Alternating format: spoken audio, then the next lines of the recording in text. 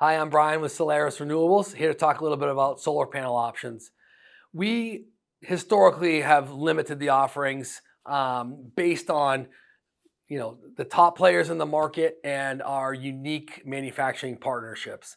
We can buy whatever panels we choose to and from all over the world, and there are a variety of different manufacturers.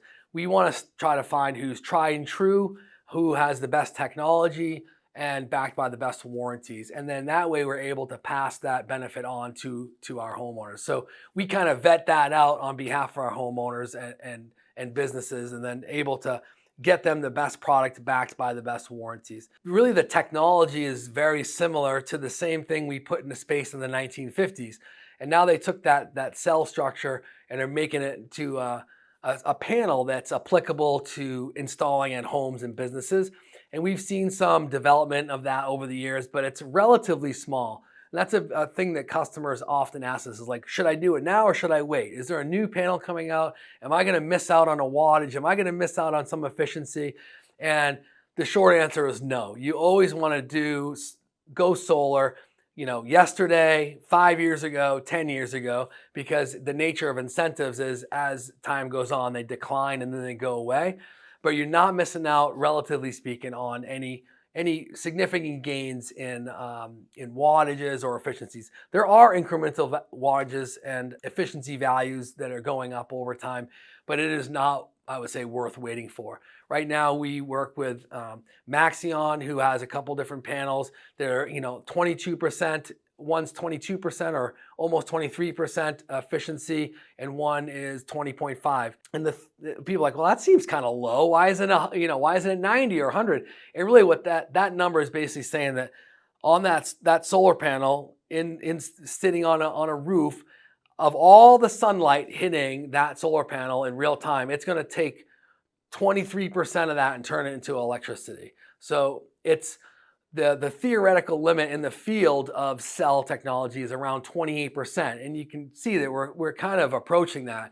And 5 years ago it was 17 to 20%, and 5 years before that it was 13 to 17%. So it has gone up over time, but we're talking over decades since really the acceleration of our industry. The wattages that people want to look at now is in the 400s. So typically we have 400 to 420 watts. There's some panels that are now Maxeon has a couple panels that are 430 and 440, and there will be some incremental gains. But again, what most of the panel companies are doing is just making their panels bigger. So they're adding a row of cells and getting a bigger panel. So the square footage in terms of wattage, is not really changing that greatly. It's more of like the efficiencies, which is a big gain. Maxeon's coming out with a 24% efficient panel at the end of this year, which is a world record. And then we also partner with Certainteed, who has a panel that's 20.5% efficient and 400 watts. So we want to focus on panels that aesthetically pleasing, perform really well, but also have comprehensive warranties that include full replacement, parts, labor, and shipping.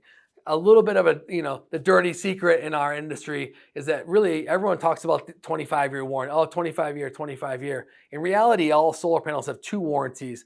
It has a performance warranty that says it's 25 years, which every panel in the world has, that says it's going to generate this much panel in year one, decline over time, and in 25 years is going to produce a percentage of that year one production.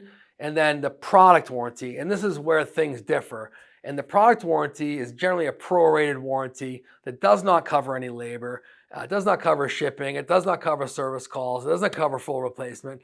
So what happens? The manufacturer points to the other warranty, says that you're not covered, and then there's no claim. So we've always worked with companies that provide a warranty that it's full comprehensive, no out-of-pocket cost to the customer for full replacement, parts, labor, and shipping, and therefore you're covered. Set it and forget it.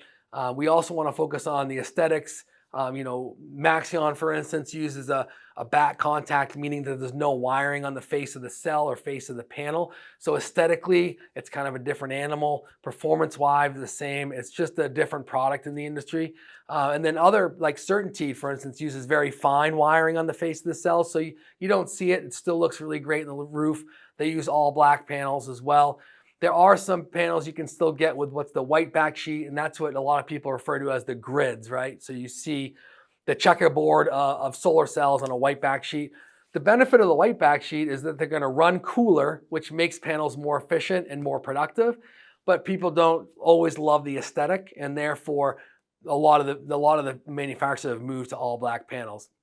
So again, that's what we get in the weeds a little bit with our customers to kind of explain the options, how these work, why is one better than the other, why is one panel a fit for your house, and those are given the site characteristics of your home, be it the front of the house, the back, different dormers and different cut-ups on the roof. Do you get some shade, a lot of shade, not much shade, or snow, things like that. So each panel has a fit, and we want to make sure that we're finding the right solution for our homeowners and helping you guide through that process.